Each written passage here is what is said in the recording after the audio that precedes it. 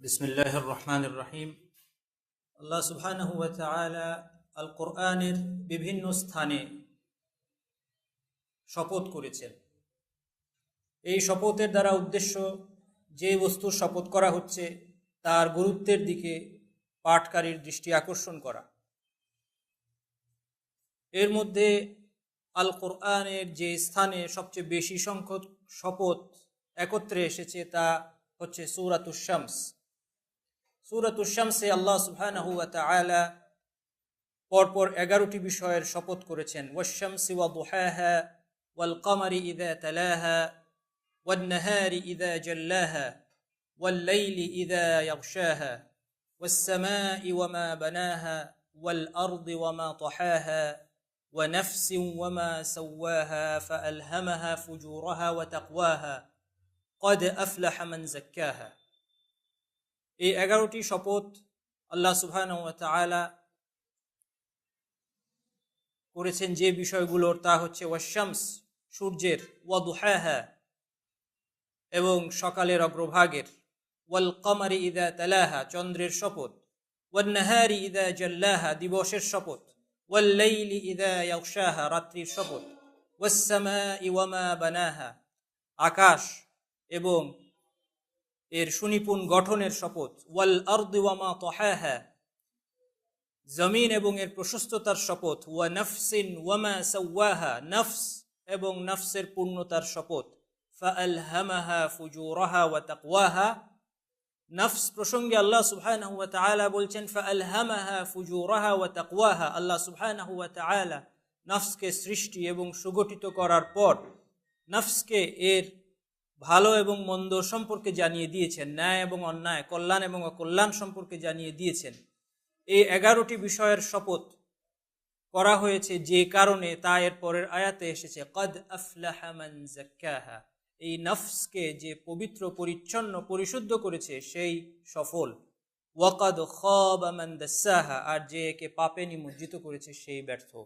অতএব যেই বিষয়টি আমাদের আলোচ্য তাজকিয়াতুন নফস, সেই তাজকিয়া এত গুরুত্বপূর্ণ একটি বিষয় যার কারণে আল্লাহ সুবহানাহু ওয়া তাআলা আল কোরআনে একাধারে 11টি বস্তুর শপথ করেছেন এর গুরুত্ব আমাদের সামনে তুলে ধরার জন্য।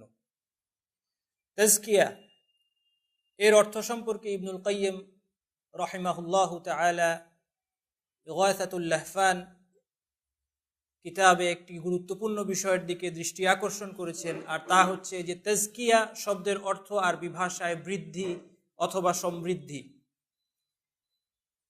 এই জন্য আল্লাহ সুবহানাহু ওয়া তাআলা সম্পদের যাকাত দেয়াকে যাকাত নামকরণ করেছেন। খুয মিন আমওয়ালিহিম সাদাকাতান তুতাহহিরুহুম ওয়া তুযাক্কিহিম বিহা।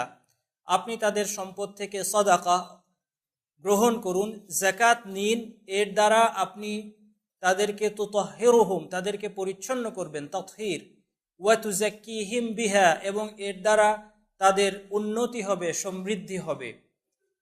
যাকাত, সম্পদের উপর যে যাকাত আছে মানুষ একে ঘাটতি মনে করে, কিন্তু আল্লাহ সুবহানাহু ওয়া তাআলা সম্পদের এক অংশ দিয়ে দেয়াকে নামকরণ করেছেন বৃদ্ধি। এর কারণ কি? এর কারণ হচ্ছে যাকাতের মধ্যে আক্ষরিক এবং রূপক অর্থেই সম্পদের বৃদ্ধি রয়েছে। অনেকে বলেছেন যে যাকাতের দ্বারা উদ্দেশ্য বৃদ্ধি, এটা মা'নাউই অর্থে, অর্থাৎ পরিণতিতে এর দ্বারা একজন মানুষের সওয়াব বৃদ্ধি পায়। কিন্তু বাস্তবতা হচ্ছে এই যে যাকাতের মধ্যে আক্ষরিক অর্থেই সম্পদের বৃদ্ধি রয়েছে এবং রূপক অর্থেও সম্পদের বৃদ্ধি রয়েছে। তা এইভাবে যে একজন ব্যক্তি যখন যাকাত আদায় করে আল্লাহ সুবহানাহু ওয়া তাআলার সন্তুষ্টির উদ্দেশ্যে, সে তার প্রিয় সম্পদের একাংশ যখন দান করে তখন এই সম্পদের মধ্যে আল্লাহ সুবহানাহু ওয়া তাআলা বরকত দেন এবং বালা মুসিবত থেকে এই সম্পদকে রক্ষা করেন। ফলে এই সম্পদের মধ্যে বৃদ্ধি ঘটে এবং এই সম্পদ তার জন্য যথেষ্ট হয়। তেমনি শুধু ব্যক্তিগত পর্যায়ে নয়, সামাজিক পর্যায়ে এই যাকাতের মাধ্যমে সমাজের সমৃদ্ধি আসে। কেননা সমাজে যদি অল্প কিছু সংখ্যক লোক অনেক সম্পদের অধিকারী হয় তাহলে মানুষ একে সমৃদ্ধি বলে না, মানুষ তাকে উন্নতি বলে না, বরং সমাজের মধ্যে অর্থনৈতিক তারতম্যের এবং মর্যাদার পার্থক্য থাকা সত্ত্বেও যখন সকলের মৌলিক প্রয়োজন পূরণ হয় তখন সেই সমাজকে একটি উন্নত এবং সমৃদ্ধ সমাজ বলা যায়। যদি বলা হয় যে সমাজে সকল মানুষের অর্থনৈতিক স্তর একই হবে, এটিও যেমন অবাস্তব, যেমনটি কমিউনিস্ট মতবাদে টার্গেট করা হয়, এটি যেমন অবাস্তব, তেমনি অল্প কিছু সংখ্যক লোকের কাছে সমস্ত সম্পদ কুক্ষিগত থাকাও সমাজের জন্য ভালো নয়, যেমনটি অনেক সময় ক্যাপিটালিস্ট অর্থনীতির ক্ষেত্রে হয়ে থাকে। এই সব কিছুর সমাধান হচ্ছে যাকাতের মধ্যে। যাকাতের মাধ্যমে সম্পদশালীরা তাদের সম্পদ দান করার মাধ্যমে দরিদ্রকে যখন সাহায্য করে, তাদের প্রতি সহানুভূতি প্রকাশ করে, তখন এই সমাজ একদিকে ধন সম্পদের যে অহংকার এবং ধন সম্পদের আধিক্য প্রসূত যে সমস্ত অনৈতিক বিষয় তা থেকে যেমনিভাবে মুক্ত হয়, তেমনি সম্পদশালীদের অন্তর সম্পদের প্রতি লোভ থেকে মুক্ত হয় এবং দরিদ্র ব্যক্তিদের অন্তর সম্পদশালীদের প্রতি যে ঈর্ষা, সেই ঈর্ষা থেকে মুক্ত হয়। এই সব কিছু যখন ঘটে তখন সেই সমাজের মানুষগুলো যখন পরিচ্ছন্ন হয়, সম্পদশালীরা যখন সম্পদ দান করার মাধ্যমে লোভ লালসা থেকে মুক্ত হয়, তাহলে তারা দুর্নীতি করবে না। এবং দরিদ্র ব্যক্তিরা যখন সম্পদ লাভ করার ফলে ঈর্ষা থেকে মুক্ত হবে, তখন ধনী এবং দরিদ্র অর্থনৈতিক তারতম্য থাকা সত্ত্বেও তাদের মধ্যে বিরাজ করবে সম্প্রীতি, এবং এই সমাজ প্রকৃতপক্ষে এই সমাজে উন্নতি হবে, সমৃদ্ধি আসবে। এই জন্যই যাকাতকে যাকাত নামকরণ করা হয়েছে। আর এছাড়া রূপকার্থে আমরা বলতে পারি যে ব্যক্তি তার সম্পদের এক অংশ আল্লাহ সুবহানাহু ওয়া তাআলার সন্তুষ্টির জন্য দান করে, এই সম্পদ তার কমে যায়নি, বরং এই সম্পদ তার জন্য জমা রয়েছে আখিরাতের পাথেয় হিসেবে, যেখানে সে তা বহুগুণ বর্ধিত অবস্থায় সে তা আবার পাবে। এই অর্থেও যাকাতের মধ্যে রয়েছে বৃদ্ধি। তবে ইবনুল কাইয়্যিম রাহমাতুল্লাহি আলাইহি যে বিষয়টির দিকে দৃষ্টি আকর্ষণ করেছেন তা হচ্ছে এই যে আল্লাহ সুবহানাহু ওয়া তাআলা এই আয়াতের মধ্যে যখন যাকাত নেয়ার কথা বলছেন, যার দ্বারা আল্লাহর রাসূল সাল্লাল্লাহু আলাইহি ওয়াসাল্লাম মানুষকে সমৃদ্ধির দিকে এগিয়ে দিবেন, তুযাক্কিহিম বিহা, তার পূর্বে যে বিষয়টি এসেছে তা হচ্ছে তাতহির, তুতাহহিরুহুম ওয়া তুযাক্কিহিম বিহা। এই জন্য তিনি দৃষ্টি আকর্ষণ করছেন যে তাজকিয়া অর্থাৎ সমৃদ্ধির পূর্ববর্তী স্তরে যে জিনিসটি জরুরি তা হচ্ছে কলুষতা থেকে মুক্ত হওয়া। যদি দেহ রোগ মুক্ত হয়, যদি কেউ সুস্বাস্থ্য চায়, তাহলে সর্বপ্রথম দেহকে রোগ থেকে মুক্ত করতে হবে। দেহ রোগমুক্ত না হলে সুষম খাদ্য তার কোনো কাজে আসবে না। তেমনি ফসলের ক্ষেতে যদি শস্য বাড়তে হয়, তাহলে তাকে প্রথমে আগাছা থেকে মুক্ত হতে হবে। এই জন্য তাজকিয়ার পূর্ববর্তী স্তরে রয়েছে তাতহির। যখন আমরা অন্তরের কলুষতা থেকে মুক্ত করতে পারবো, তখন আমরা আল্লাহ সুবহানাহু ওয়া তাআলার ইবাদতকারী বান্দা হিসেবে আমাদের যে সমৃদ্ধির কাঙ্ক্ষিত মান, সেই মানে আমাদের পক্ষে পৌঁছানো সম্ভব হবে।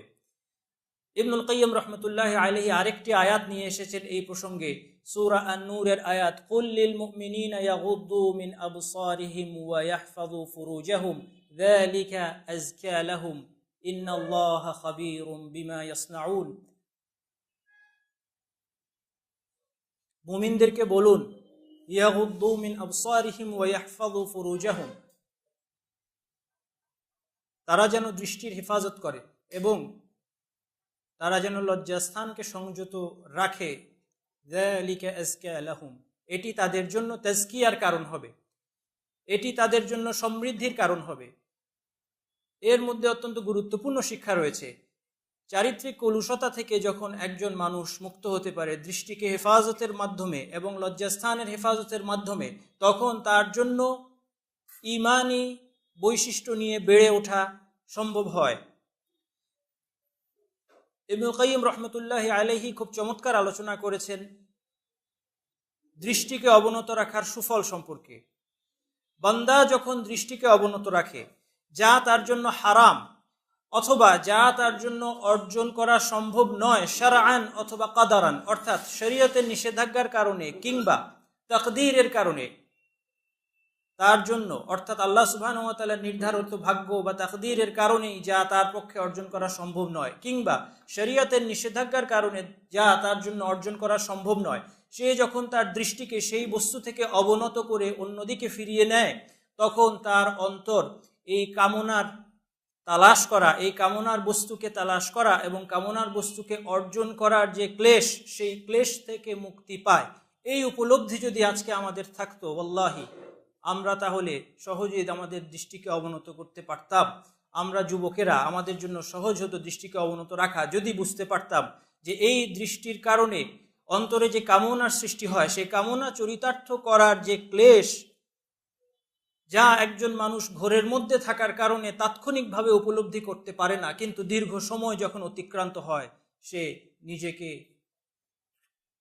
নিজেকে জর্জরিত এবং ক্লিষ্ট অবস্থায় পায়, তখন সে উপলব্ধি করে যে যদি আমি আমার দৃষ্টিকে অবনত রাখতাম, যদি আমি আমার কামনাকে নিয়ন্ত্রণ করতাম, তাহলে আমার অন্তর এই কামনার বস্তুকে তালাশ করা, তাকে সার্চ করা, তাকে অর্জন করার যে কষ্ট, সেই কষ্টে জর্জরিত হতো না। আর তখন অন্তর আল্লাহ সুবহানাহু ওয়া তাআলার পক্ষ থেকে সুখ শান্তি লাভ করত এবং নূর লাভ করত। এই জন্য কুল্লিল মুমিনিনা ইয়াগুদ্দু মিন আবসারিহিম ওয়া ইয়াহফাযু ফুরুজাহুম, এই আয়াতগুলো নাজিল করার পর, দৃষ্টি অবনত রাখার আয়াতগুলো নাজিল করার পর এই প্যাসেজের পরেই সূরা আন-নূরের মধ্যে আল্লাহ সুবহানাহু ওয়া তাআলা বলছেন আল্লাহু নূরুস সামাওয়াতি ওয়াল আরদ। এই আয়াতটি নিয়েও আমরা আলোচনা করব, কেননা এর মধ্যে মুমিনের কলবের মিসাল রয়েছে। মুফাসসিরগণ বলেছেন দৃষ্টি অবনত রাখা এবং লজ্জাস্থান হেফাজত করার আয়াতের পর আল্লাহু নূরুস সামাওয়াতি ওয়াল আরদ, এই আয়াতটি নাজিল করার মাধ্যমে আল্লাহ সুবহানাহু ওয়া তাআলা ইঙ্গিত দিচ্ছেন যে যারা তাদের দৃষ্টিকে অবনত রাখে এবং লজ্জাস্থানের হেফাজত করে, তাদেরকে আল্লাহ সুবহানাহু ওয়া তাআলা তার পক্ষ থেকে তাদের কলবে নূর দান করেন।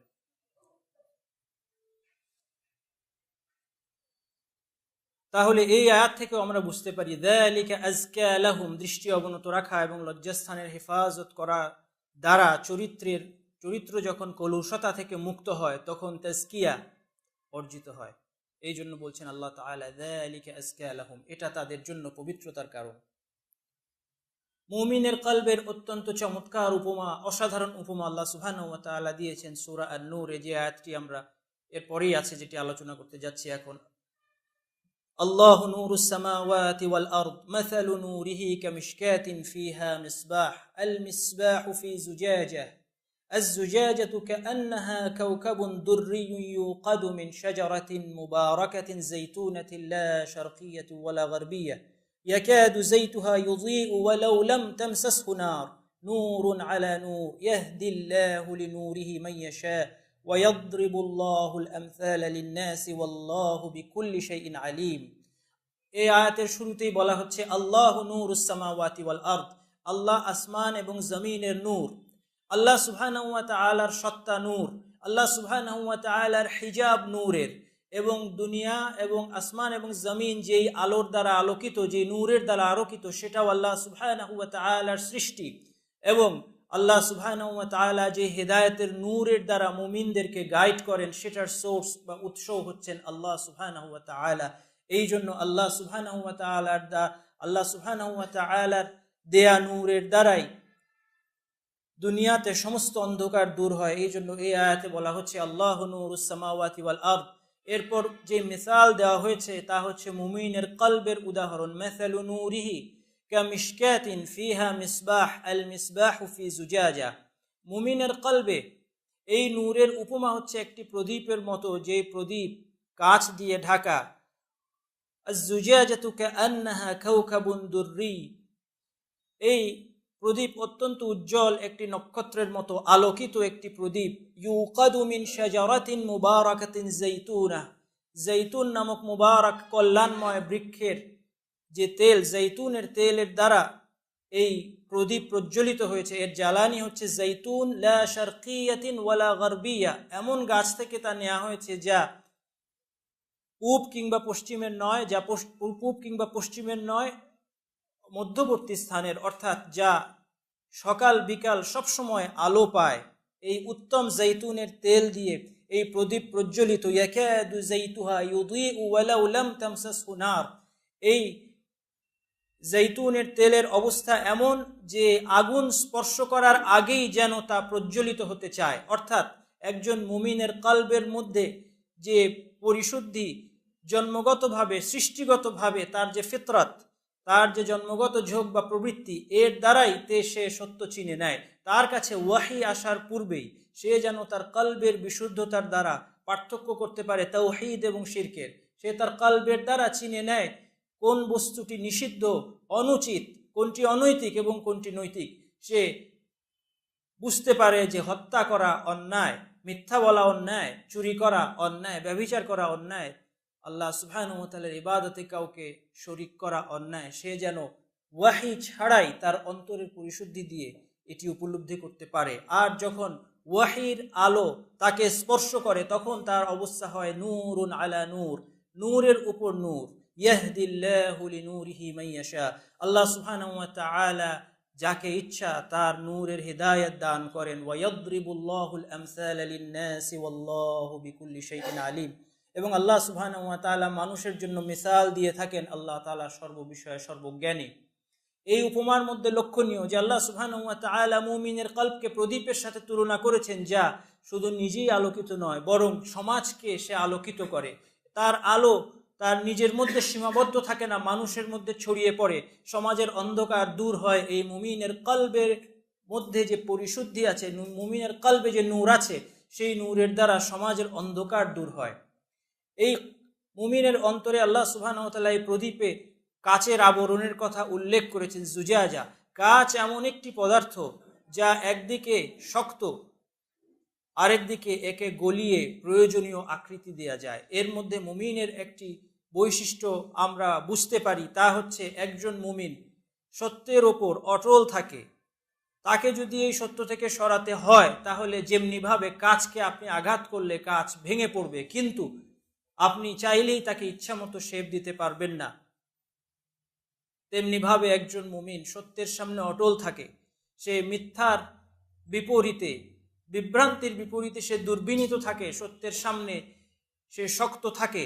তাকে চাপ দিয়ে, তাকে ভয় দেখিয়ে, তাকে হুমকি দিয়ে, তাকে লোভ দেখিয়ে সত্য থেকে সরানো, ইসলাম থেকে সরানো, আল্লাহ সুবহানাহু ওয়া তাআলার পথ থেকে তাকে সরানো সম্ভব নয়। প্রত্যেক মুমিনের আমাদের এমনই হওয়া উচিত। আমরা যেন কোনো চাপের মুখে, আমরা যেন কোনো লোভের সামনে দাঁড়িয়ে আল্লাহ সুবহানাহু ওয়া তাআলার আদেশ থেকে কখনো সরে না যাই।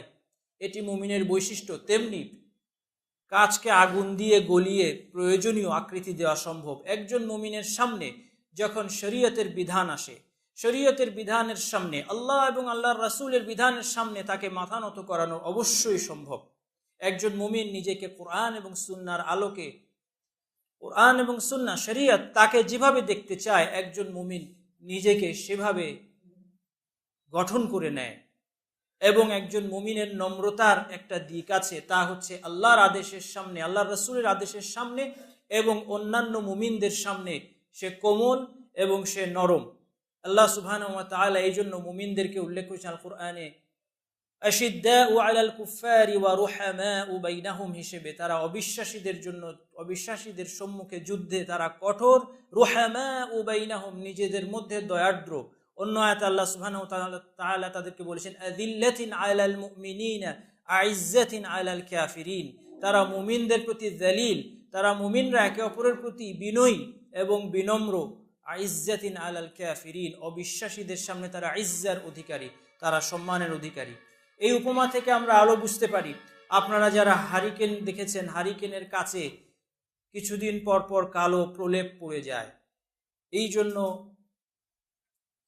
গ্রাম দেশে মা বোনেরা এর কাজকে কিছুদিন পর পর পরিষ্কার করে রাখেন যেন এর আলো কমে না যায়। তেমনি মুমিনের অন্তরে, মুমিনের কলবেও ফিতনার কারণে এবং পাপের কারণে সেখানে প্রলেপ পড়তে পারে। একজন মুমিনকে এই জন্য তার কলবের ব্যাপারে, তার অন্তরের ব্যাপারে মনোযোগী হতে হবে, যেন পাপের অন্ধকারে, পাপের কালিমায় তা ঢাকা পড়ে না যায়। আল্লাহ রাসূল সাল্লাল্লাহু আলাইহি ওয়াসাল্লাম জানাচ্ছেন, তুরাদুল ফিতানু আলাল কুলুবি কাল হাসিরি উদান উদা।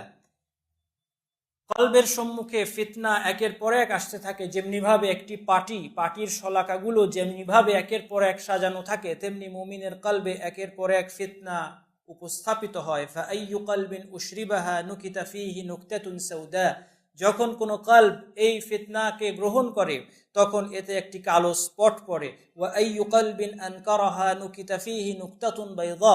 আর যখন কোনো কলব একে ইনকার করে, একে প্রত্যাখ্যান করে, তখন সেই কলবে একটি সাদা স্পট পড়ে। হাত্তা তাসিরু আলা কলবাইনি। এবং শেষ পর্যন্ত এমনিভাবে মানুষের কলবকে দুই ভাগে পাওয়া যায়। আলা আবয়াদা মিসলিস সাফা ফালা তাদুররুহু ফিতনাতুন মা দামাতিস সামাওয়াতু ওয়াল আরদ। একটি কলব হচ্ছে পরিচ্ছন্ন এবং মিসলি সফা, মসৃণ পাথরের মতো। যেমনিভাবে একটি মসৃণ পাথরে কোনো কিছু লেগে থাকতে পারে না, তেমনি এই কলবে, যখন এই কলব এরকম বিশুদ্ধ অবস্থায় চলে আসে, এরকম পরিচ্ছন্ন এবং শুভ্র এবং মসৃণ হয়ে যায়, তখন কোনো ফিতনা, তখন কোনো পাপ পঙ্কিলতা এতে আটকে থাকতে পারে না। ফালা তাদুররুহু ফিতনা, এই জন্য আল্লাহ রাসূল বলছেন মা দামাতিস সামাওয়াতু ওয়াল আরদ, অনন্তকাল পর্যন্ত কোনো ফিতনা এই কলবের আর কোনো ক্ষতি করতে পারে না। আমাদের সকলের লক্ষ্য হচ্ছে কলবকে পরিশুদ্ধির মাধ্যমে এবং সমৃদ্ধির মাধ্যমে এই পর্যায়ে নেওয়া, যেই অবস্থায় এই কলব স্থায়ীভাবে রোগমুক্ত হয়েছে, যাকে আল কোরআনে আমরা গতদিন আলোচনা করেছিলাম, বলা হয়েছে কলবুন সালিম। সালিম শব্দের ব্যাখ্যায় আমরা বলেছিলাম যে সালিম শব্দটি এমন গঠন রীতিতে এসেছে যা এর সুস্থতার স্থায়িত্বকে বোঝাচ্ছে, কলবুন সালিম। আর দ্বিতীয় প্রকার কলব, ওয়াল আখারু আসওয়াদু মুরবাদান কালকুজি মুজাখিয়া লা ইয়ারিফু মা'রুফান ওয়া লা ইউনকিরু মুনকারান ইল্লা মা উশরিবা মিন হাওয়া।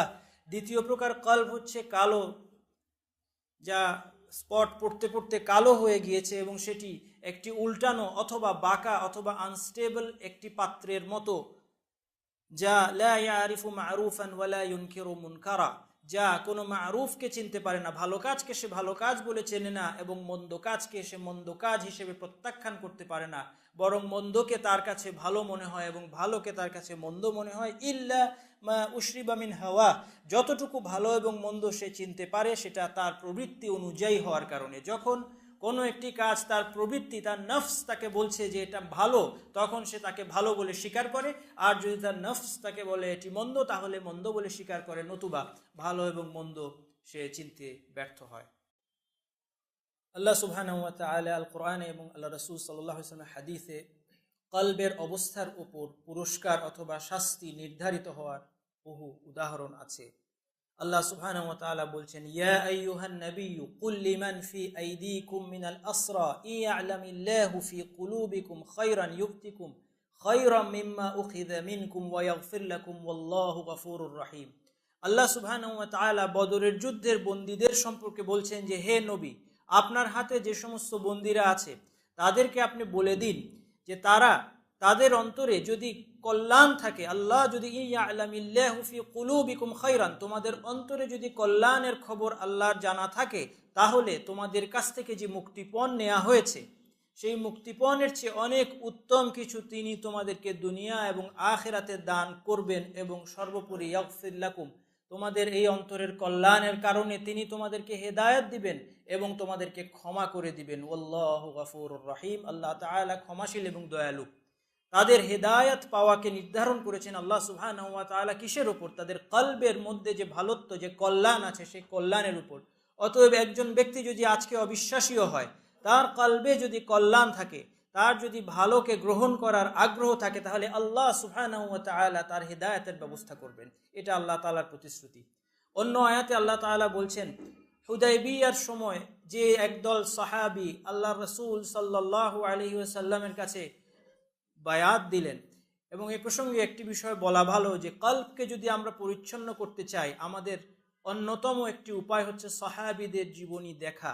কেননা এই সাহাবীরা ছিলেন সবচেয়ে পরিচ্ছন্ন কলবের অধিকারী ব্যক্তি, যাদের ওপর সন্তুষ্টির ঘোষণা তাদের জীবদ্দশায় আল্লাহ সুবহানাহু ওয়া তাআলা নাজিল করেছেন, অথচ তারা আল্লাহ সুবহানাহু ওয়া তাআলার ভয়ে কখনো নিশ্চিন্ত হতে পারেননি মৃত্যু পর্যন্ত। আমাদের ব্যাপারে কোনো সন্তুষ্টির ঘোষণা আল্লাহ সুবহানাহু ওয়া তাআলার পক্ষ থেকে নেই, তা সত্ত্বেও আমরা অনেক বড় বড় পাপ করেও অনেক নিশ্চিন্তে রাত্রে ঘুমাতে পারি। অথচ সাহাবীরা ছোটোখাটো তাদের অন্যায়ের ব্যাপারে হয়তো কখনো যে দুই একটা অন্যায় করে ফেলেছেন, সে তার জন্য সারা জীবন তারা হয়তো বা কান্নাকাটি করেছেন, অথবা আল্লাহর রাস্তায় দান করেছেন, সাদাকা করেছেন, এই আশায় যে আল্লাহ আমাদেরকে যদি ক্ষমা করেন, আশা করি আল্লাহ আমাদেরকে ক্ষমা করবেন। যদি এই পাপের জন্য আমরা অনুতপ্ত হই এবং মৃত্যু পর্যন্ত আল্লাহর কাছে কান্নাকাটি করি, তাহলে হয়তো আল্লাহ আমাদেরকে ক্ষমা করবেন। আর আমরা অনেক বড় বড় পাপ করার পর তওবা না করেও সেগুলো ভুলে যাই, আমরা তওবাও করি না, তা সত্ত্বেও আমরা ভুলে গিয়েছি। কিন্তু আল্লাহ তাআলা বলেছেন, আহসাহুল্লাহু ওয়া নাসুহ, আল্লাহ সুবহানাহু ওয়া তাআলা তারা ভুলে গেলেও তাদের পাপগুলো আল্লাহ সুবহানাহু ওয়া তাআলা সব গুণে গুণে লিখে রেখেছেন। এই সমস্ত এই এই সাহাবীদের সম্পর্কে আল্লাহ সুবহানাহু ওয়া তাআলা হুদাইবিয়ার সময় সাহাবীরা গিয়েছেন ওমরা করার উদ্দেশ্যে, কিন্তু এমন একটা পরিস্থিতি তৈরি হলো যে যুদ্ধের সম্ভাবনা দেখা দিল। তখন আল্লাহর রাসূল সাল্লাল্লাহু আলাইহি ওয়াসাল্লাম তাদের কাছে বায়াত চাইলেন। তারা প্রয়োজনে জীবন দেওয়ার জন্য আল্লাহর রাসূলের কাছে বায়াত নিলেন এবং আল্লাহ সুবহানাহু ওয়া তাআলা সন্তুষ্টির ঘোষণা নাজিল করলেন তাদের উপর। লাকাদ রাদিয়াল্লাহু আনিল মুমিনিনা ইয ইউবাইউনাকা তাহতা আশ-শাজারাতি ফাআলিমা মা ফি কুলুবিহিম ফাআনজালাস সাকিনাতা আলাইহিম ওয়া আসাবাহুম ফাতহান করিবা। আল্লাহ সুবহানাহু ওয়া তাআলা বলছেন, আল্লাহ সুবহানাহু ওয়া তাআলা সেই সমস্ত মুমিনদের উপর সন্তুষ্ট হয়ে গিয়েছেন যারা আপনার কাছে গাছের নিচে যারা বায়াত দিয়েছে। এই সন্তুষ্টির কারণ কি? ফাআলিমা মা ফি কুলুবিহিম, তাদের অন্তরে যে কল্যাণ আছে সেটা আল্লাহ সুবহানাহু ওয়া তাআলা জানতে পেরেছেন। ফাআনজালাস সাকিনাতা আলাইহিম, এর প্রতিদানে এর পুরস্কার হিসেবে আল্লাহ সুবহানাহু ওয়া তাআলা তাদের কলবে সাকিনা নাজিল করেছেন। আল্লাহ সুবহানাহু ওয়া তাআলা তাদের অন্তরে প্রশান্তি নাজিল করেছেন।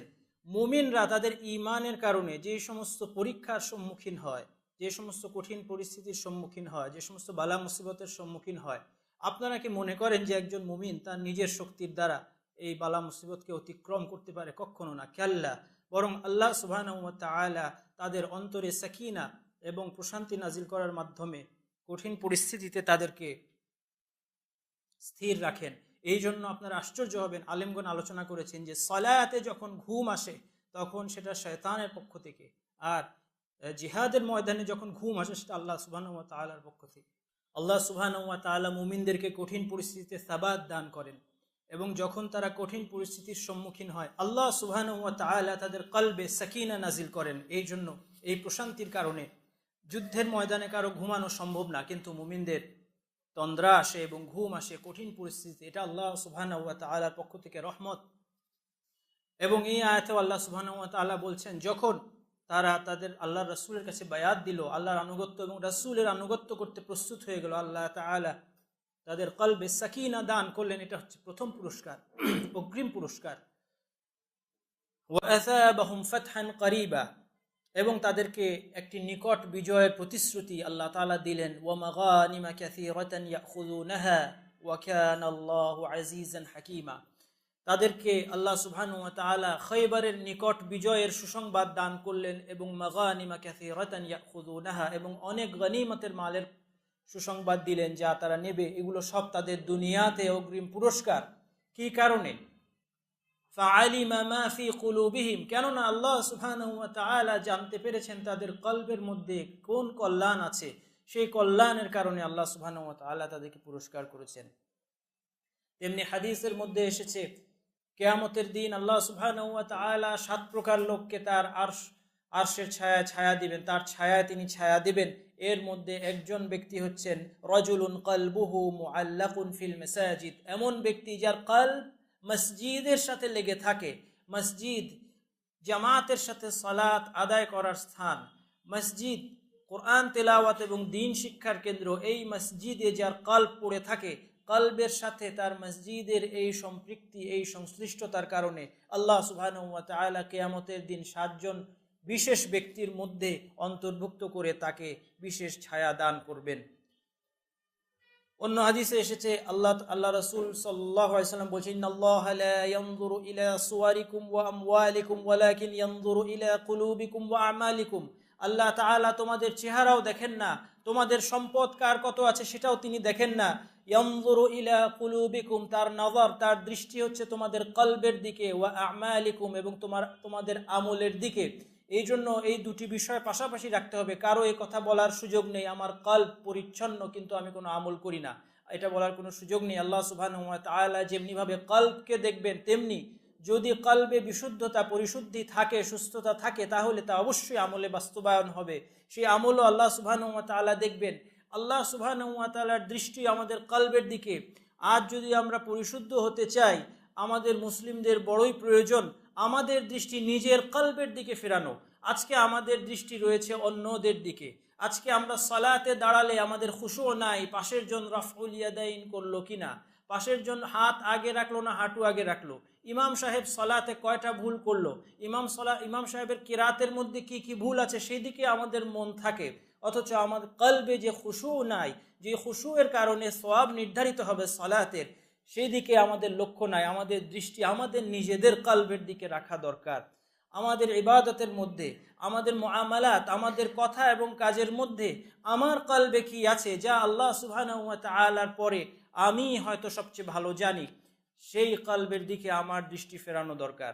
আর এর বিপরীতে আজকে আমাদের দৃষ্টি মানুষের আমলের মধ্যে সীমাবদ্ধ থাকায় আমরা নিজেদের দোষ ত্রুটি দেখতে পাই না, নিজেদের বড় বড় দোষ আমরা দেখতে পাই না, আর একজনের খুব ক্ষুদ্রাতি ক্ষুদ্র দোষ আমাদের চোখে পড়ে।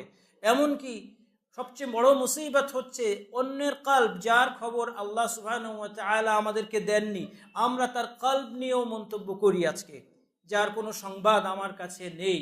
সুতরাং অন্যের একটি ভালো কাজকেও আমরা অ্যাসক্রাইব করি ব্যাড ইন্টেনশনের সাথে। অন্যের একটি ভালো কাজ হলেও সেটাকে আমরা ধরেই নেই যে সে কোনো মন্দ উদ্দেশ্যে এই কাজটি করেছে, আর নিজের মন্দ কাজের পেছনে আমরা দাবি করি যে আমাদের উদ্দেশ্য ছিল ভালো। ইন্না লিল্লাহি ওয়া ইন্না ইলাইহি রাজিউন। এটি একটি বড় মুসিবত। এটি কারো মৃত্যুর সংবাদ নয়, বরং এটি আমাদের কলবের মৃত্যুর আভাস আমাদেরকে দিচ্ছে। এই জন্য বলছি ইন্না লিল্লাহি ওয়া ইন্না ইলাইহি রাজিউন। আমাদের উচিত নিজেদের কলবের দিকে তাকানো। আল্লাহ সুবহানাহু ওয়া তাআলা এই কলবকে দেখছেন। লা ইউআখিযুকুমুল্লাহু বিল্লাগওয়ি ফি আইমানিকুম ওয়ালাকিন ইউআখিযুকুম বিমা কাসাবাত কুলুবুকুম। আল্লাহ তাআলা জানাচ্ছেন, তোমাদের যে আরবরা কথায় কথায় কথার রীতি হিসেবে ওয়াল্লাহি তাল্লাহি এই শব্দগুলো বলে, আল্লাহর শপথ বলে উল্লেখ করে, এগুলোর জন্য আল্লাহ তাআলা তোমাদেরকে ধরবেন না। ওয়ালাকিন ইউআখিযুকুম বিমা কাসাবাত কুলুবুকুম, তোমাদের অন্তর যা অর্জন করেছে, তোমাদের অন্তর ইচ্ছাকৃতভাবে যে কাজটি করেছে, এর জন্য আল্লাহ তোমাদেরকে ধরবেন। কলবের এই গুরুত্বের কারণে কিয়ামতের দিন সবচেয়ে প্রথম যে 3 প্রকার লোককে জাহান্নামে ফেলা হবে, তাদেরকে জাহান্নামে ফেলা হবে তাদের কলবের অবস্থার কারণে।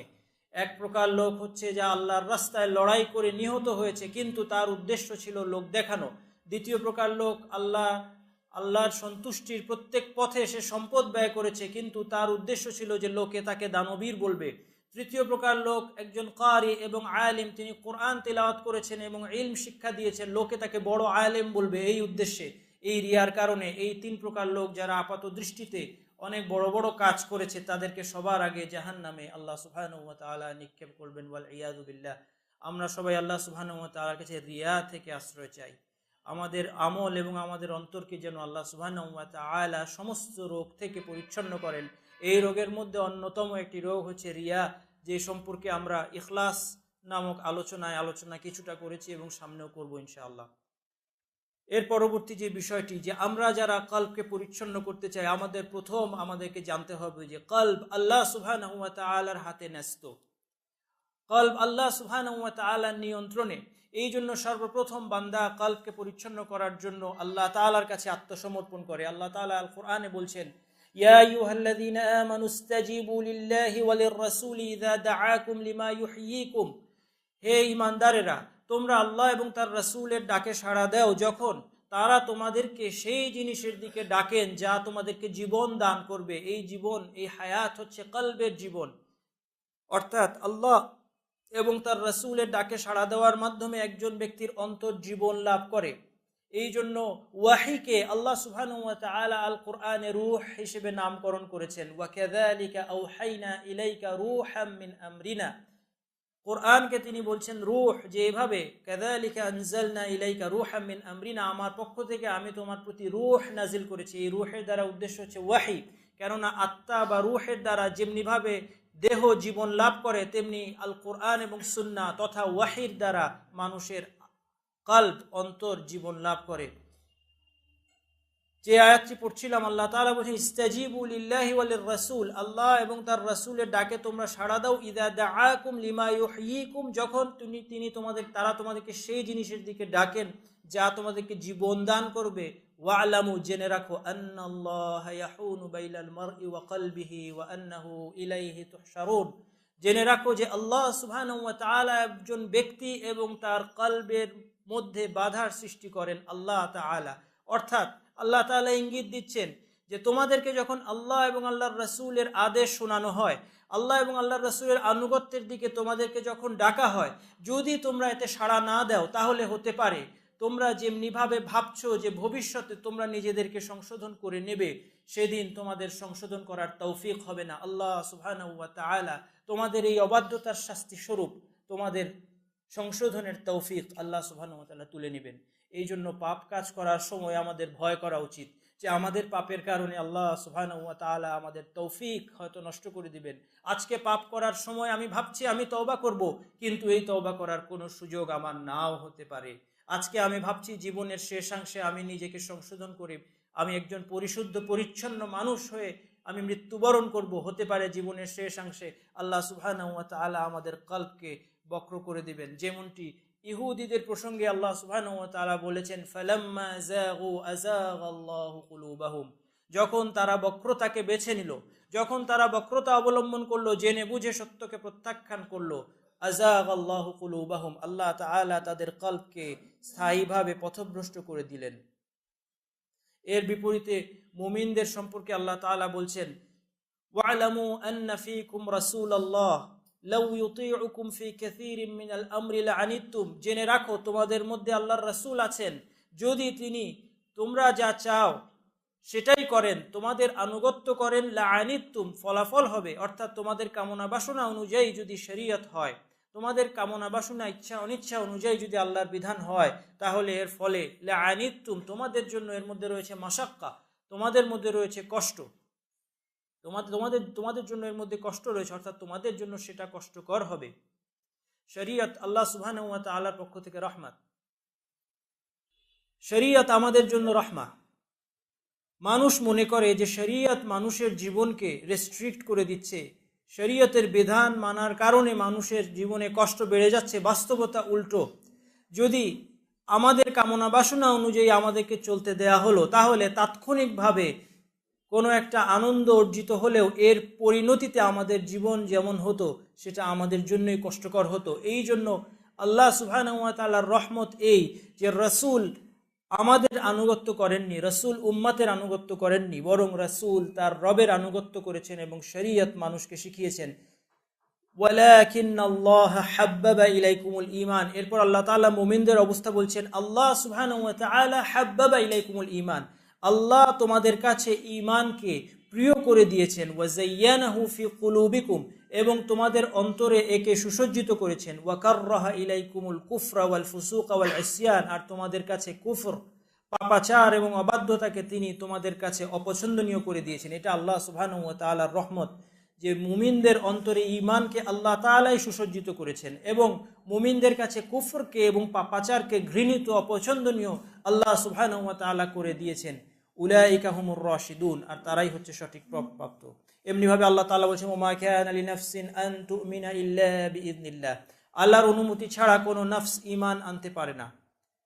জান্নাতীদের কথা আল্লাহ তাআলা বলছেন, ওয়া নাযা'না মা ফি সুদুরিহিম মিন গিল, জান্নাতীরা যখন জান্নাতে প্রবেশ করবে, আল্লাহ তাআলা তাদের কলব থেকে, মুমিনদের অন্তরে নিজেদের মধ্যে একে অপরের প্রতি যদিও বা দুনিয়ার জীবনে কোনো বিদ্বেষ থেকে থাকে, তারা সকলেই জান্নাতি, জান্নাতে এই বিদ্বেষ আল্লাহ রাখবেন না। ওয়া নাযা'না ফি সুদুরিহিম মিন গিল, তাদের অন্তর থেকে এই বিদ্বেষকে বের করে নেওয়া হবে। তাজরি মিন তাহতিহিমুল আনহার, তাদের তলদেশ দিয়ে প্রবাহিত হবে নদী নালা স্রোতস্বিনী। ওয়া ক্বালু, তখন তারা বলবে, আলহামদুলিল্লাহিল্লাযী হাদানা লিহাযা ওয়া মা কুন্না লিনাহতাদিয়া লাউলা আন হাদানাল্লাহ, তারা আল্লাহ তাআলার প্রশংসা করবে যে আল্লাহ তাআলা আমাদেরকে সেই ইসলামের দিকে গাইড করেছেন, যেই ইসলাম পালন করার কারণে আজ আমরা জান্নাতে প্রবেশ করেছি। যদি আল্লাহ তাআলা এই হেদায়েত আমাদেরকে না দিতেন, আমরা কখনোই হেদায়েত পেতাম না। তেমনিভাবে আল্লাহ সুবহানাহু ওয়া তাআলা যুগে যুগে তার নবী রাসূল এবং অনুরূপ মহান ব্যক্তিদেরকে বিভিন্ন পরীক্ষার সম্মুখীন যখন করেছেন, এই পরীক্ষায় তাদেরকে উত্তীর্ণ করেছেন তাদের কলবকে তিনি মজবুত রাখার মাধ্যমে, কেননা কলব তার নিয়ন্ত্রণে। যেমনিভাবে তিনি, এবং এটি তিনি আল কোরআনে বিভিন্ন জায়গায় উল্লেখ করেছেন, যেমনি মূসা আলাইহিস সালামের মা সম্পর্কে বলা হয়েছে, ওয়া আওহাইনা ইলা উম্মি মূসা আন আরদিহি فإذا خفت عليه فألقيه في اليم ولا تخافي ولا تحزني, আল্লাহ তাআলা বলছেন যে আমি মূসার মায়ের কলবে আমি মূসার মায়ের প্রতি ইলহাম করলাম যে তুমি তাকে দুধ পান করাও, আর যখন তার ব্যাপারে তুমি ভয় করবে যে ফিরআউন এবং তার দলবল তাকে হত্যা করে ফেলবে, ফাআলকিহি ফিল ইয়াম্মি, মাকে আল্লাহ সুবহানাহু ওয়া তাআলা আদেশ দিচ্ছেন যে তোমার সন্তানকে তুমি নীল নদে তুমি তাকে একটি বাক্সে ভরে তুমি ভাসিয়ে দাও। এরপর বলছেন ওয়ালা তাখাফি ওয়ালা তাহজানি, তুমি আশঙ্কা করো না তার ব্যাপারে, দুঃখও করো না। ইন্না রাদুহু ইলাইকি ওয়া জাইলুহু মিনাল মুরসালিন, আল্লাহ তাআলা ওয়াদা করছেন যে আমি তাকে তোমার কাছে ফিরিয়ে দেব। কত বড় তাওয়াক্কুলের প্রয়োজন একজন মায়ের, যখন সে তার সন্তানকে নদীতে ভাসিয়ে দিবে বাক্সে ভরে, এবং আশা করবে যে আল্লাহ সুবহানাহু ওয়া তাআলা তার ওয়াদা পূরণ করবেন এবং তাকে তার কাছে ফিরিয়ে দেবেন। মানুষের হিসাবে এটা বাস্তবসম্মত না হলেও এখানেই আমাদের জন্য পরীক্ষা, আমরাও কিন্তু একই রকম পরীক্ষার সম্মুখীন হব। আমরা আজকে মনে করছি যে শরীয়ত মানার কারণে, ইসলাম মানার কারণে আমার জীবন আর সচ্ছল থাকবে না, আমার জীবন সুন্দর থাকবে না, কিন্তু এখানে আমার জন্য তাওয়াক্কুলের পরীক্ষা। যেমনিভাবে মূসা আলাইহিস সালামের মা তার সন্তানকে আল্লাহর উপর তাওয়াক্কুল করে নদীর পানিতে ভাসিয়ে দিয়েছিলেন, এমনিভাবে আল্লাহ তাআলার উপর তাওয়াক্কুল করে আমাদেরকে অনেক কিছু আজকে ছাড়তে হবে ভাইয়েরা আমার। ইন্না রাদুহু ইলাইকা, শুধু তাকে ফিরিয়ে দেব না, ওয়া জাইলুহু মিনাল মুরসালিন, এবং সে একজন রাসূল হবে। আল্লাহ সুবহানাহু ওয়া তাআলা প্রতিশ্রুতি দিচ্ছেন ফালতাকাতাহু আলু ফিরআউন লিয়াকুনা লাহুম আদুওয়ান ওয়া হাযানা ইন্না ফিরআউনা ওয়া হামানা ওয়া জুনুদাহুমা কানু খাতিইন। এরপর ফিরআউনের দলবল, ফিরআউনের লোকেরা তাকে পিক করলো যেন পরিণতিতে সে তাদের শত্রু এবং তাদের দুঃখের কারণ হয়। তারা বুঝতেও পারল না যে কোনখান দিয়ে আল্লাহ সুবহানাহু ওয়া তাআলা তাদের পতনের ব্যবস্থা করে দিলেন। যাই হোক, ফিরআউনের স্ত্রী বলল, একে নিয়ে নিল, মূসা আলাইহিস সালামকে প্রতিপালন করার জন্য নিয়ে নিল। এই অবস্থায় ওয়া আসবাহা ফুআদু উম্মি মূসা ফারিগা, আল্লাহ তাআলা বলছেন মূসার মায়ের অন্তর তখন খালি হয়ে গিয়েছে। মূসার চিন্তা ছাড়া তার অন্তরের মধ্যে আর কোনো চিন্তা নেই। মূসার দুশ্চিন্তায় তার অন্তর যেন শূন্য। ইন কাদাত লাতুবদি বিহি লাউলা আররাবাতনা আলা কলবিহা, যদি আমি তার কল্পকে মজবুত না রাখতাম, তার কল্পকে যদি আমি দৃঢ় না রাখতাম, তাহলে সে প্রায় প্রকাশ করে দিতে যাচ্ছিল যে এটা আমার সন্তান মূসা, সে প্রায় একে প্রকাশ করে দিতে যাচ্ছিল লিতাকুনা মিনাল মুমিনিন। কিন্তু আল্লাহ তাআলা তার কল্পকে দৃঢ় রেখেছেন যেন সে আল্লাহ তাআলার প্রতিশ্রুতিতে বিশ্বাসীদের অন্তর্ভুক্ত হতে পারে। তেমনি আসহাবুল কাহফ, সেই কয়েকজন যুবক যারা তাদের জাতি শিরকে লিপ্ত হওয়া সত্ত্বেও তারা এই শিরকের বিরুদ্ধে দাঁড়িয়েছিল এবং তারা শিরক থেকে নিজেদেরকে রক্ষা করেছে। যখন তাদের সম্রাট, অবিশ্বাসী সম্রাট তাদেরকে ডাকলো এবং তাদের কাছে জানতে চাইলো, তখন তাদের অন্তরে আল্লাহ সুবহানাহু ওয়া তাআলা তাদের অন্তরকে মজবুত রাখলেন। আল্লাহ তাআলা বলেছেন ওয়া রাবাতনা আলা কুলুবিহিম ইয কামু ফাকালু রাব্বুনা রাব্বুস সামাওয়াতি ওয়াল আরদ লান নাদউ মিন দুনিহি ইলাহান লাকাদ কুলনা ইযান শাতাতা।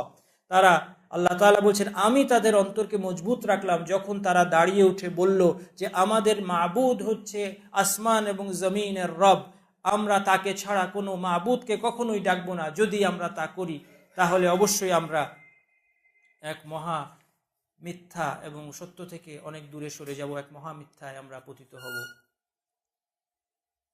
তেমনি আল্লাহ সুবহানাহু ওয়া তাআলা ঈসা আলাইহিস সালামের অনুসারীদের সম্পর্কে বলেছেন ওয়াজআলনা ফি কুলুবিল্লাযিনা ইত্তাবাউহু রাফাতান ওয়া রাহমা, যারা তার অনুসরণ করেছে তাদের অন্তরে, ঈসার অনুসারী যারা ছিল তাদের অন্তরে আমি কোমলতা এবং দয়া দিয়ে দিয়েছিলাম।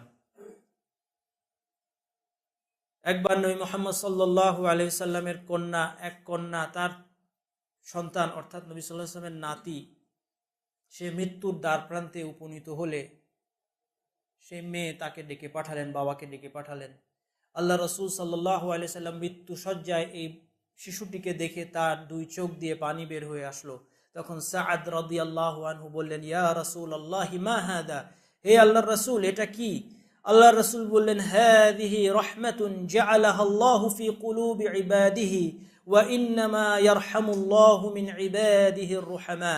আল্লাহ রসুল বললেন এই চোখের পানি হচ্ছে আল্লাহ সুবহানাহু ওয়া তাআলার রহমতের প্রকাশ, যা আল্লাহ তাআলা তার বান্দাদের কলবে দিয়েছেন।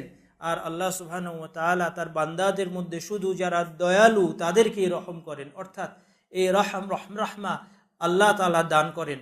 সাকিনার কথা আগেই আমরা বলেছি, তেমনি আল্লাহ সুবহানাহু ওয়া তাআলা কারো অন্তরে রুব দান করেন, আতঙ্ক সৃষ্টি করে দেন। সানুলকি ফি কুলুবিল্লাযিনা কাফারুর রুবা বিমা আশরাকু বিল্লাহি মা লাম ইউনাজ্জিল বিহি সুলতানা।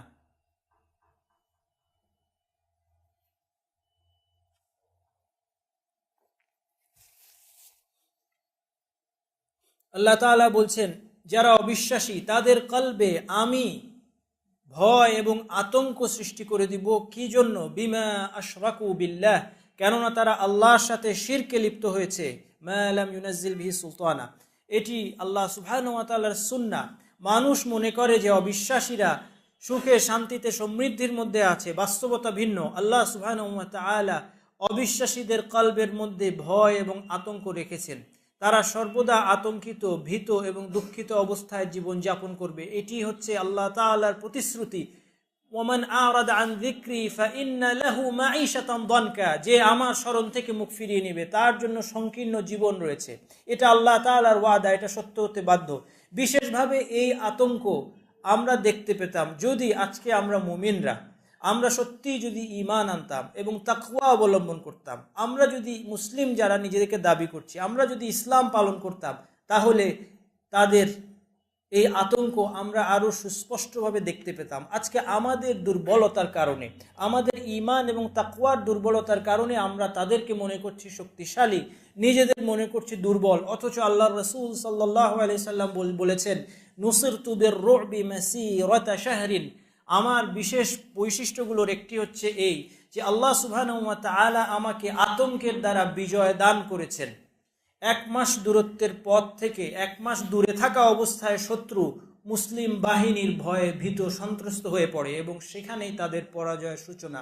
অমুসলিমরা, অবিশ্বাসীরা যুগে যুগে, সব যুগেই তারা শক্তি সামর্থ্যতে খুব অল্প একটু সময় ছাড়া বেশিরভাগ যুদ্ধে দেখা যাবে যে অবিশ্বাসীরা তাদের শক্তি সামর্থ্যতে মুসলিমদের চেয়ে অনেক বেশি শক্তিশালী ছিল। কিন্তু যে বিষয় তাদের পরাজয়কে ত্বরান্বিত করেছে তা হচ্ছে তাদের শিরকের কারণে আল্লাহ তাআলা তাদের অন্তরে যে ভয় এবং আতঙ্ক সৃষ্টি করে দেন, সেই আতঙ্কের কারণে তারা যুগে যুগে পরাস্ত হয়েছে। আজকে আমরা মুমিন মুসলিম দাবি করি, কিন্তু আমাদের ঈমান নেই, আমাদের তাকওয়া নেই, আমাদের জীবনের কোথাও ইসলাম নেই, তাহলে আমরা বিজয়ী হতে পারবো না। এই জন্য এই কথাগুলো বলার উদ্দেশ্য হচ্ছে এই যে তাহলে কলব আল্লাহ তাআলার নিয়ন্ত্রণে। এই জন্য আমাদের দুটি কাজ, এই দুটি কাজের কথা বলে আমি শেষ করবো ইনশাআল্লাহ আজকে আলোচনা। 1 নম্বর হচ্ছে আল্লাহর কাছে হেদায়েত চাওয়া। এই জন্য আল্লাহ সুবহানাহু ওয়া তাআলা তার কাছে হেদায়েত চাইতে শিখিয়েছেন আল কোরআনে, এবং নবী মুহাম্মদ সাল্লাল্লাহু আলাইহি সাল্লামের দোয়ার মধ্যে এই সম্পর্কে বিশেষভাবে দোয়া এসেছে। আল কোরআনে আল্লাহ তাআলা শিখিয়েছেন, রব্বানা লা তুযিগ কুলুবানা বা'দা ইয হাদাইতানা ওয়া হাব লানা মিন লাদুনকা রাহমা ইন্নাকা আনতাল ওয়াহ্হাব। হে আমাদের রব, হেদায়েত দেওয়ার পর আমাদের কলবকে আমাদের পাপের কারণে আপনি পথভ্রষ্ট করে দেবেন না। পাপের কারণে কথাটি আয়াতের মধ্যে নেই, ব্যাখ্যা হিসেবে বলছি যে হেদায়েত পাওয়ার পর হে আল্লাহ আমাদের কলবকে আপনি পথভ্রষ্ট করে দেবেন না। আল্লাহ সুবহানাহু ওয়া তাআলা কারো অন্তরকে চাইলে পথভ্রষ্ট করে দিতে পারেন এবং দেন। এই বিষয়টি আমরা যখন পড়ি, আমরা অনেকে মনে করি যে একজন ব্যক্তি হেদায়েতের যোগ্য ছিল অথচ আল্লাহ তাকে পথভ্রষ্ট করেছেন। এই ধারণা ঠিক নয়, বরং সে পথভ্রষ্টতার কাজ করেছে এবং পথভ্রষ্টতাকে বেছে নিয়েছে এবং হেদায়েতকে প্রত্যাখ্যান করেছে বলেই শাস্তিস্বরূপ আল্লাহ সুবহানাহু ওয়া তাআলা তাকে পথভ্রষ্ট করে দিয়েছেন। এই জন্য এই দোয়ার অর্থ হচ্ছে এই যে হে আল্লাহ, যেমনিভাবে আমাদেরকে হেদায়েত দিয়েছেন, হেদায়েত পাওয়ার পরেও আমরা অনেক পাপে লিপ্ত, অন্যায় কাজ করছি, আপনার অবাধ্যতা করছি, এই কারণে আমাদের কলবকে আপনি বক্র পথভ্রষ্ট করে দেবেন না। আল্লাহ রাসূল সাল্লাল্লাহু আলাইহি ওয়াসাল্লাম যে দোয়া করেছেন কলব সম্পর্কে, কয়েকটি ভাষায় এটি এসেছে, ইয়া মুকাল্লিবাল কুলুব সাব্বিত কুলুবানা আলা দীনিক। হে অন্তরের পরিবর্তনকারী, আমাদের কলবগুলোকে আপনি আপনার দ্বীনের উপর প্রতিষ্ঠিত রাখুন। কখনো মুকাল্লিবাল কুলুব বলেছেন, কখনো বর্ণিত হয়েছে মুসাররিফাল কুলুব হিসেবে, কখনো বর্ণিত হয়েছে মুসাব্বিতাল কুলুব হিসেবে। সবগুলোই সত্য। মুকাল্লিবাল কুলুব হচ্ছে অন্তরকে পরিবর্তনকারী, মুসাররিফাল কুলুব হচ্ছে যে অন্তরকে কোনো দিকে সরিয়ে দেন সেই সত্তা, অর্থাৎ আল্লাহ সুবহানাহু ওয়া তাআলা কারো অন্তরকে কল্যাণের পথে পরিচালিত করেন, কারো অন্তরকে অকল্যাণের পথে পরিচালিত করেন। মুসাব্বিতাল কুলুব হচ্ছে যিনি অন্তরকে সাবাত দান করেন, অন্তরকে দৃঢ়তা দান করেন। এই সব ভাষায় আল্লাহ রাসূল দোয়া করেছেন বলে বর্ণিত আছে। আল্লাহুম্মা মুসাররিফাল কুলুব সাররিফ কুলুবানা আলা তাআতিক, হে অন্তরকে দিক পরিবর্তনকারী, আমাদের অন্তরের দিক আপনি আপনার তাআ আনুগত্যের দিকে আপনি পরিচালিত করুন। ইয়া মুসাব্বিতাল কুলুব সাব্বিত কুলুবানা আলা দীনিক, হে অন্তরকে দৃঢ়কারী স্থিরকারী, আমাদের অন্তরকে আপনি আপনার দ্বীনের উপর স্থির করে দিন। অন্য দুআর মধ্যে এসেছে আল্লাহুম্মা ইন্নী আউযু বিকা মিনাল আজজি ওয়াল কাসাল, হে আল্লাহ আমি অক্ষমতা এবং আলস্য থেকে আপনার আশ্রয় চাই। ওয়াল জুবনি ওয়াল বুখল, এবং কাপুরুষতা এবং কার্পণ্য থেকে আপনার আশ্রয় চাই। ওয়াল হারাম, এবং বার্ধক্যের কষ্ট থেকে আপনার কাছে আশ্রয় চাই। ওয়া আযাবিল কবর, কবরের আযাব থেকে আপনার আশ্রয় চাই। আল্লাহুম্মা আতি নাফসি তাকওয়াহা, হে আল্লাহ আমার নফসকে আপনি এর তাকওয়া দান করেন। ওয়া যাক্কিহা, এবং একে পরিচ্ছন্ন করেন। আনতা খায়রু মান যাক্কাহা, আপনি একে সর্বোত্তম পরিচ্ছন্নকারী। আনতা ওয়ালিয়ুহা ওয়া মাওলাহা, এবং আপনি হচ্ছেন এই অন্তরের ওয়ালি, এবং আপনি হচ্ছেন এই নফসের ওয়ালি এবং এই নফসের মাওলা। আল্লাহুম্মা ইন্নী আউযু বিকা মিন ইলমিন লা ইয়ানফা ওয়া মিন কলবিন লা ইয়াখশা ওয়া মিন নাফসিন লা তাশবা ওয়া মিন দাওয়াতিন লা ইউস্তাজাবু লাহা, হে আল্লাহ আমি আপনার কাছে আশ্রয় চাই সেই ইলম, সেই জ্ঞান থেকে যা কোনো কাজে আসে না, সেই কলব থেকে যা ভয় করে না, যা ভয় পায় না, যা বিনীত হয় না, যা আল্লাহর সামনে বিনয়ী খুশুয়ের অধিকারী হয় না। ওয়া মিন নাফসিন লা ইয়াশবা, এবং সেই নফস থেকে যা কখনো পরিতৃপ্ত হয় না, যার লোভ লালসা কখনো সম্বরণ হয় না। ওয়া মিন দাওয়াতিন লা ইউস্তাজাবু লাহা, এবং সেই দোয়া থেকে যে দোয়া কবুল হয় না। এমনিভাবে আল্লাহ সুবহানাহু ওয়া তাআলা আল কোরআনে আনসার এবং মুহাজিরদের পরবর্তী মুমিনদের দোয়া হিসেবে উল্লেখ করেছেন। আল্লাহ তাআলা আল কোরআনে মুহাজির এবং আনসারদেরকে বিশেষভাবে প্রেজ করেছেন। এই জন্য কেউ যদি মুহাজির এবং আনসারদেরকে ঘৃণা করে, সাহাবীদেরকে ঘৃণা করে, মুহাজির এবং আনসারদেরকে ঘৃণা করে, আল্লাহ তাআলা তাদেরকে উচ্চ প্রশংসা করার পর, তাহলে সেটা তার অন্তরের নিফাকের লক্ষণ, তার ব্যাপারে সাবধান। কেউ যদি সাহাবীদেরকে ঘৃণা করে, কেউ যদি কোনো মুহাজিরকে ঘৃণা করে, কেউ যদি কোনো আনসারকে ঘৃণা করে, তাহলে সেটা তার কলবে নিফাকের লক্ষণ। ওয়াল ইয়াযু বিল্লাহ, এ ব্যাপারে সাবধান। আল্লাহ সুবহানাহু ওয়া তাআলা পরবর্তী মুমিনদের মানসিকতা কেমন হবে পূর্ববর্তীদের ব্যাপারে সেটি বর্ণনা করেছেন একটি দুআর আকারে। ওয়াল্লাযীনা জাউ মিন বা'দিহিম ইয়াকুলুনা, যারা তাদের পরে এসেছে মুহাজির এবং আনসারদের পরে, তারা দোয়া করছে রব্বানা ইগফির লানা ওয়া লিইখওয়ানিনা আল্লাযীনা সাবাকুনা বিল ঈমান ওয়া লা তাজআল ফি কুলুবিনা গিল্লাল লিল্লাযীনা আমানু রব্বানা ইন্নাকা রাউফুর রহিম, হে আমাদের রব আমাদেরকে ক্ষমা করে দিন, এবং আমাদের ভাইদেরকে যারা ঈমানের ব্যাপারে ঈমানের ক্ষেত্রে আমাদের অগ্রবর্তী হয়েছে তাদেরকেও আপনি ক্ষমা করে দিন। ওয়ালা তাজআল ফি কুলুবিনা গিল্লাল লিল্লাযীনা আমানু, আমাদের অন্তরে কোনো মুমিনের প্রতি যেন বিদ্বেষ ঈর্ষা না থাকে। এই দোয়া আজকে বড়ই দরকার আমাদের মুসলিমদের সবার অন্তর থেকে আল্লাহ সুবহানাহু ওয়া তাআলার কাছে কান্নাকাটি করে এই দোয়া করা দরকার। রব্বানা ইগফির লানা ওয়া লিইখওয়ানিনা আল্লাযীনা সাবাকুনা বিল ঈমানি ওয়া লা তাজআল ফি কুলুবিনা গিল্লাল লিল্লাযীনা আমানু, আমাদের অন্তরে কোনো মুমিনের প্রতি যেন বিদ্বেষ, কোনো মুমিনের প্রতি যেন ঈর্ষা, বিদ্বেষ, হিংসা, হাসাদ এগুলো না থাকে। রব্বানা ইন্নাকা রাউফুর রহিম, হে আমাদের রব আপনি কোমল এবং আপনি দয়ালু। তাহলে কলব যেহেতু আল্লাহ তাআলার হাতে, আমরা যে কলবকে পরিশুদ্ধ করতে চাচ্ছি এটা একটা লম্বা যাত্রা। আমি আগেও বলেছি যে কলবের পরিশুদ্ধির বিষয়টি সংক্ষেপে আলোচনা করার কোনো উপায় আমার হাতে নেই। এই বিষয়ে যদি আলোচনা করতে হয় সে আলোচনা দীর্ঘ করতে হবে, এবং আমরা যদি আমাদের কলবকে পরিচ্ছন্ন পরিশুদ্ধ করতে চাই এর কোনো শর্টকাট আমাদের হাতে নেই। যে ব্যক্তি প্রতিটি কথা এবং কাজে সারা জীবন ধরে নিজের কলবকে তার দুই চোখের সামনে হাজির করবে, তার পক্ষে আল্লাহ চাইলে সম্ভব হতে পারে সে তার কলবকে পরিশুদ্ধ করতে পারবে। নতুবা কলবের রোগ এত বেশি, কলবের অবস্থার পরিবর্তন এত দ্রুত হয় যে একে সার্বক্ষণ আমাদের দৃষ্টির মধ্যে রাখা প্রয়োজন, নতুবা একে পরিশুদ্ধ করা সম্ভব নয়। তো এই জন্য আমরা এখনো কলবের রোগ এবং কলবের বিভিন্ন আমল নিয়ে বিস্তারিত আলোচনায় প্রবেশই করিনি, ভূমিকার মধ্যেই আছি। সেই ভূমিকার মধ্যে আজকে সর্বশেষ যে বিষয়টি আলোচনা করব তা হচ্ছে এই যে একটু আগেই বললাম কলব আল্লাহ সুবহানাহু ওয়া তাআলার হাতে, এবং এর জন্য সবচেয়ে প্রথম আল্লাহর কাছে ধন্যবাদ দিতে হবে, আল্লাহর কাছে আমরা দোয়া করতে হবে যে আল্লাহ আমাদের কলবকে আপনি পরিশুদ্ধ করে দিন। দ্বিতীয় বিষয়, আল্লাহ সুবহানাহু ওয়া তাআলার কাছে দোয়া করার পাশাপাশি আমাদেরও করণীয় কিছু আছে। কলব যদিও আল্লাহ তাআলার হাতে, কিন্তু আল্লাহ তাআলা স্বেচ্ছাচারীভাবে কাউকে পথভ্রষ্ট কিংবা হেদায়েত দেন না। আল্লাহ সুবহানাহু ওয়া তাআলা এই ধরনের স্বেচ্ছাচারিতা থেকে মুক্ত, বরং যার অন্তরে ভালোত্ব আছে আল্লাহ তাকে হেদায়েত দান করবেন। যার অন্তরে বক্রতাকে সে লালন করছে আল্লাহ তাআলা তাকে তার এই বক্রতার কারণে পথভ্রষ্ট করে দিতে পারেন। এই জন্য আমাদেরকে যে কিছু করতে হবে, এর দলিল স্বরূপ কিছু কোরআন আয়াত এবং হাদিস পাঠ করে শেষ করে দিচ্ছি।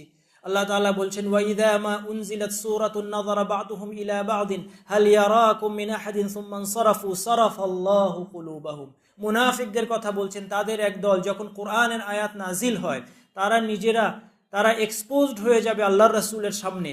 এই ভয়ে আল্লাহর রাসূলের কাছ থেকে তারা চুপিসারে সরে যায়। তাদের শাস্তি স্বরূপ আল্লাহ তাআলা বলছেন সারাফাল্লাহু কুলুবাহুম।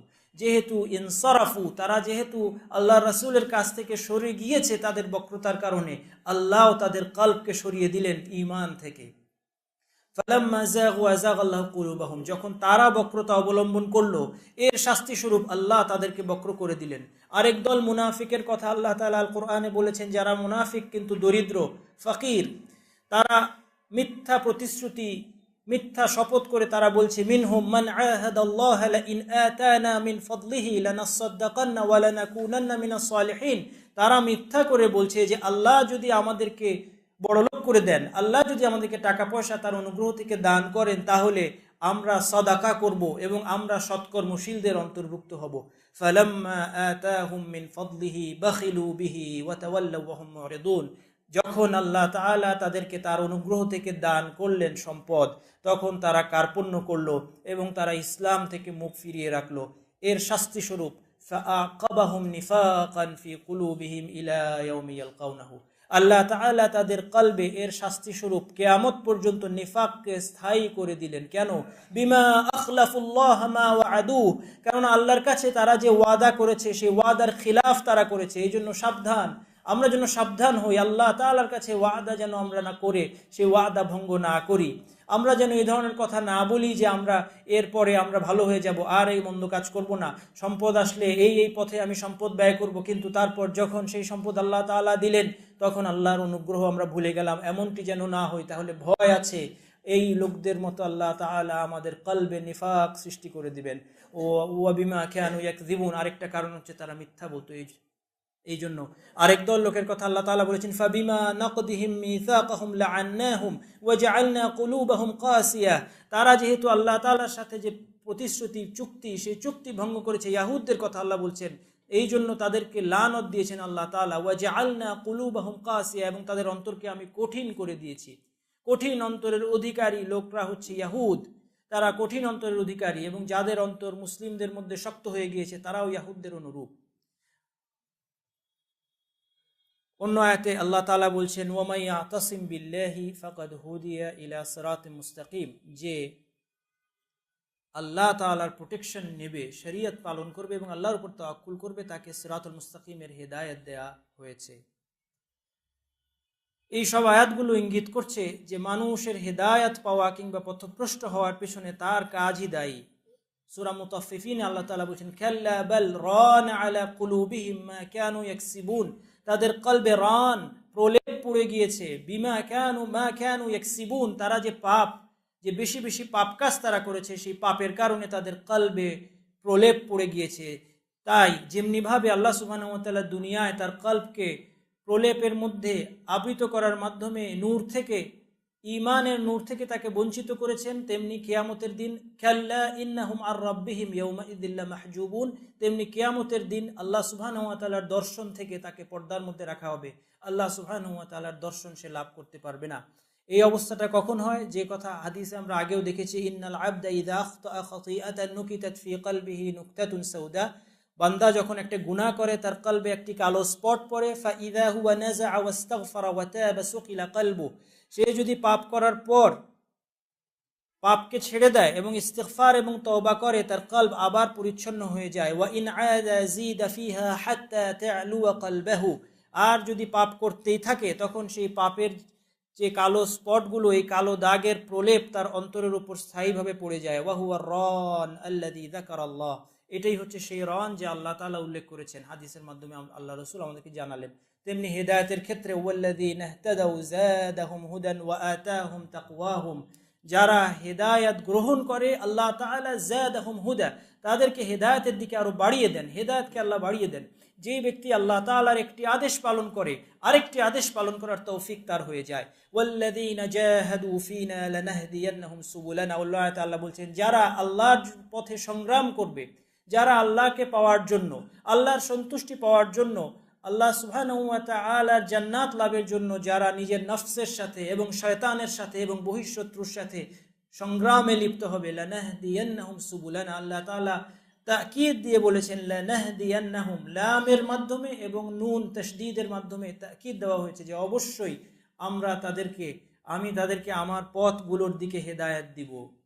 মা আসাবাহুম মিন মুসিবাতিন ইল্লা বিইذনিল্লাহি ওয়া মান ইউমিন বিল্লাহি ইয়াহদি কলবা, অন্য আয়াতে আল্লাহ বলছেন যে আল্লাহর প্রতি ঈমান আনে আল্লাহ তার কলবকে গাইড করেন।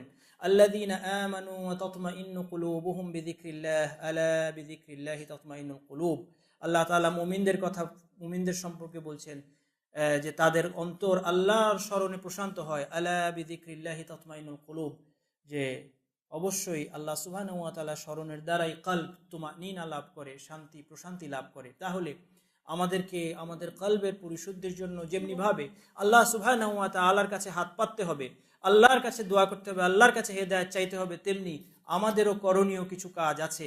সেই করণীয় কাজগুলো, যেগুলোকে আসবাব বলা হয়, উপায় উপকরণগুলো আমরা যদি গ্রহণ করি তাহলে আশা করি ধীরে ধীরে ধাপে ধাপে আমাদের কলব পরিচ্ছন্ন করা আমাদের পক্ষে সম্ভব হবে। এই করণীয়গুলো নিয়ে সামনে আলোচনা করব ইনশাআল্লাহ।